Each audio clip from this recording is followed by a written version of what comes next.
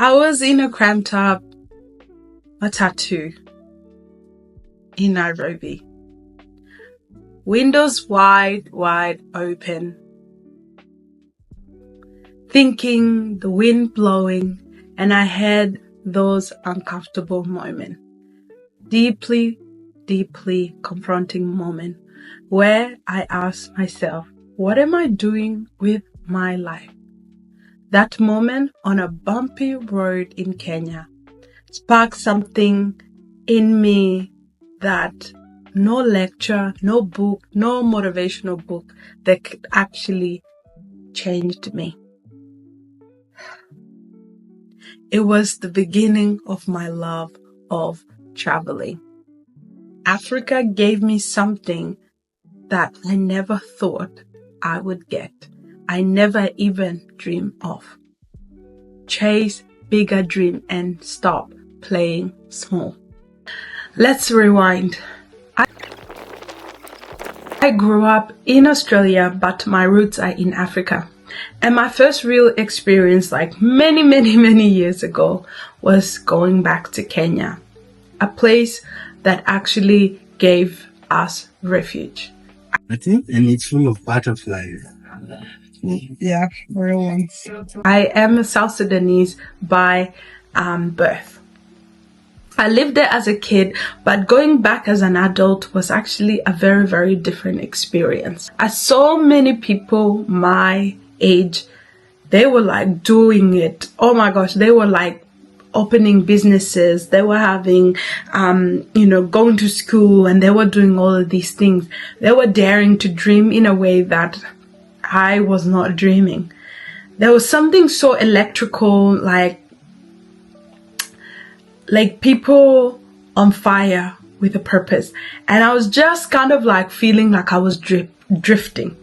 Even like going to church was absolutely a crazy, most amazing experience I ever have. The passion that these people had, I was even asking myself, oh, so you think you are a believer? So you think you're a believer? Like, I was asking myself those questions, and it resonated. So many things resonated with me. The experience there, the culture, the food did something to me, or the soil of Africa did something to me. And I asked myself, what excuse do I really have? Like, honestly, what excuse do I have? After that, I kept going back so many times more over the years. Kenya, South Africa, Tanzania, and so many other places. And each time there's something that sparks within me that I can never truly explain or share. I remember one of my friends who is an Aussie girl, born here. The family's been here for generations. She said to me, she's like, when I went to Africa, there is a piece that I found that I could never replicate here. She exactly know how I actually felt. There was no urgency inside me. However, when I came back, I felt this urgency to change my life, to have more purpose in my life, to do everything with intention and in my life. You see, traveling didn't actually just give me Instagram photos and souvenirs. It gave me confidence. It gave me vision. I came back home like with so much hunger, so much to do.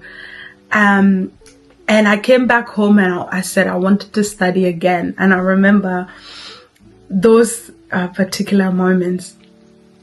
I actually started investing in myself to plan my future ahead. To be honest, let's be real. Traveling, it's not easy.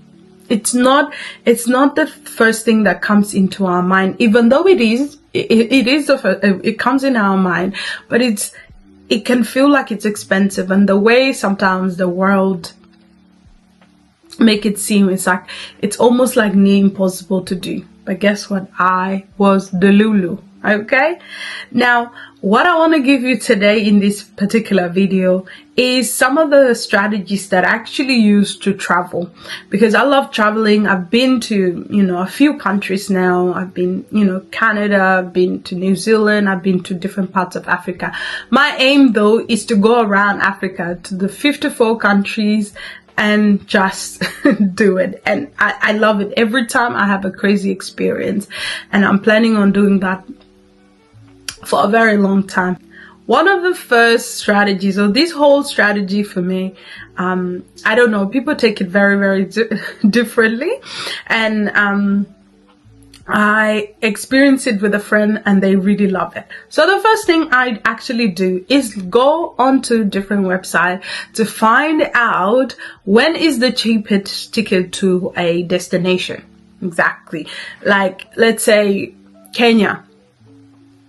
I look at the off seasons, right? I don't go in the high season. I look at when is the cheapest ticket. I don't say, I'm going to go in May or whatever. No. I'm going to look at when is the cheapest ticket, and that's what I'm going to go with. Because we don't do stuff like that. We ain't got no money.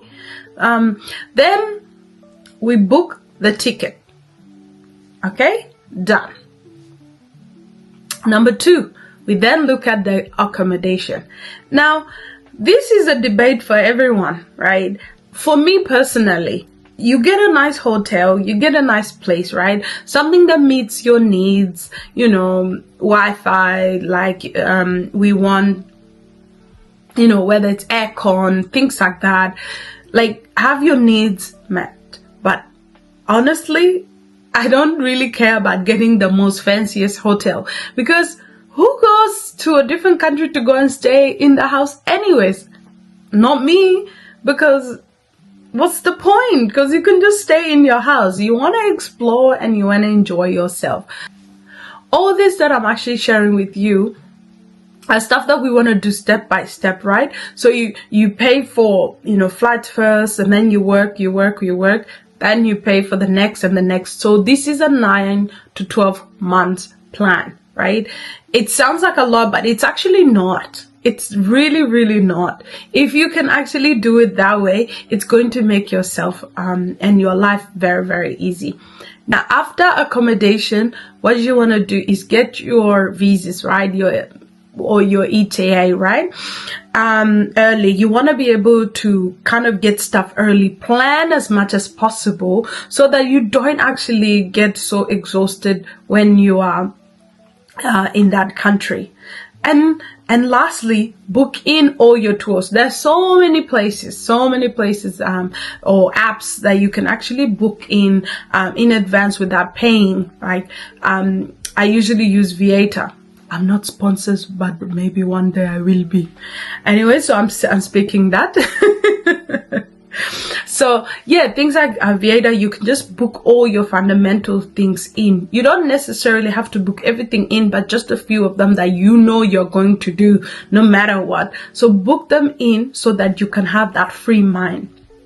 And the thing is, have like local tours and like touristy things, because the touristy things don't usually actually give you the oomph that you need sometimes. Like for me, having experience with local stuff, eat food that I eaten locally, not the tourist versions, all of that really made a transformation for me. I don't know how you feel about it, but that's my experience. Traveling through Africa has showed me something that school nothing could have ever taught me. It showed me that I can be better, that I can be ambitious, that I could be all that I am, and that I am special, that I have a goal, I have a purpose on this earth.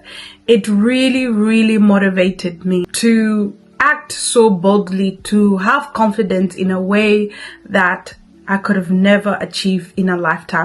Like, traveling can be a reset. Welcome to Africa. Go to places that you've never actually been before. It will give you something that probably you can't learn anywhere else. Now, it can be expensive, but that's why we have all these plans out. And trust me, like, You don't actually need to be rich. You just need to be intentional about doing it. Let me know in the comment section, what's one place that you went to that made you feel alive, made you feel like you are going somewhere in life, made you feel like you have purpose. Now, if you love this video, please feel free to comment, share with somebody who might need this encouragement, who might need this, a little bit of fun. And if I have not shared, I keep doing this. My name is Awit. See you in the next video.